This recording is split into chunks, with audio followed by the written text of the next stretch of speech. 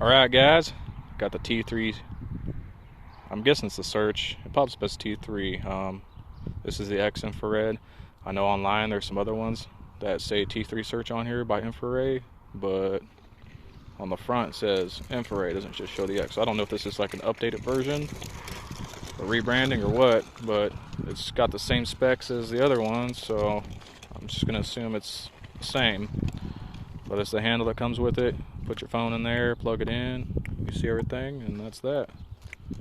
And I'm gonna hook it up right now and look around. As you guys can see, this is the view on the phone. But I'm gonna zoom in a little bit. This is pretty much what I see from my eyes. So this is kind of what it looks like for real. I'm busy. What do you want? No, you don't go in the field. Yeah, so from my eye perspective, this is what you see.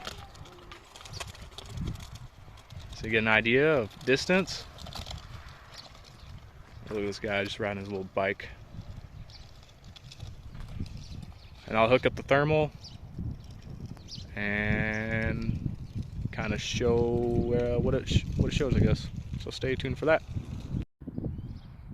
Alright, we got the T3 search, or the T3 is what this one says. Same freaking thing, I guess. Yeah, so it's daytime. It's nice and warm out. We're using the white hot palette right now. We'll try to get this thing to focus a little bit. Alright, and then yeah, we'll switch to black hot. Just kind of show what it looks like.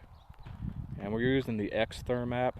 There's another app that's supposed to work with this, but it keeps crashing, so I have to use the original Xtherm for this one. And with that, if you guys have one of these, and you know, I got a fairly new phone.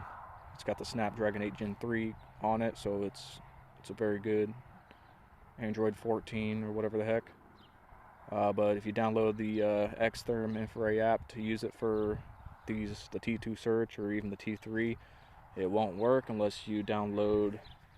If you go into the more options on the app before you download it, they have a thing in there for the older version for Android 10, and it works on that. But yeah, the other app not working for this. It keeps crashing, so they need to do some work on fixing that. It's quite annoying. It works well for the T2 search though, I can say that much. Not for this camera. Alright, so we'll go back to white hot. Again, I'll eventually get somebody out here to walk this dirt road, and we'll do a comparison between this camera and the T2 search to see how far the person can get down this road before you can't really tell it's a person. And then you guys can have an idea of which one you might want, you know, the cheaper T2 search with a little bit, you know, worse picture quality, or the T3, which is a bit more, but you do get a much better pixel quality.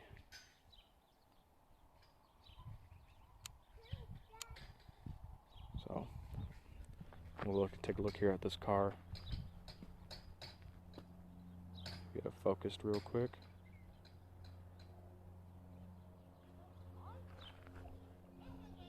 Pretty cool.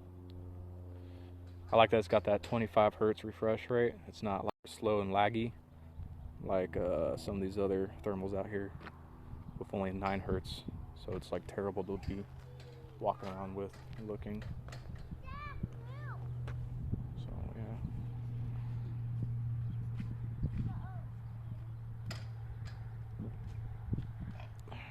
There's that guy right there. Look at that.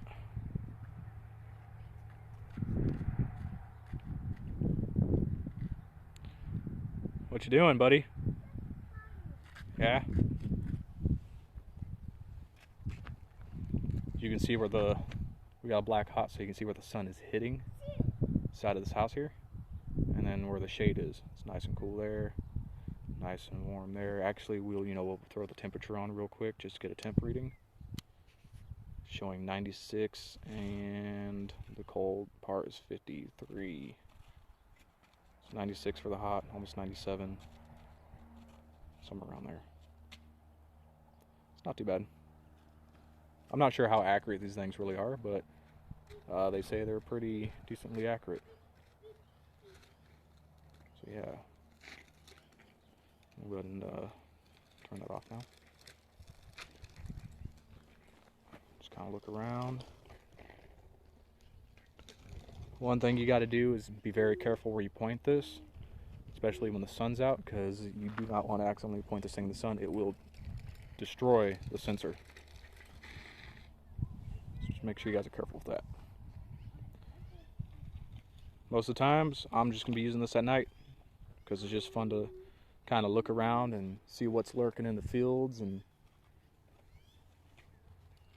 capture some pretty cool stuff you can't see when it's dark.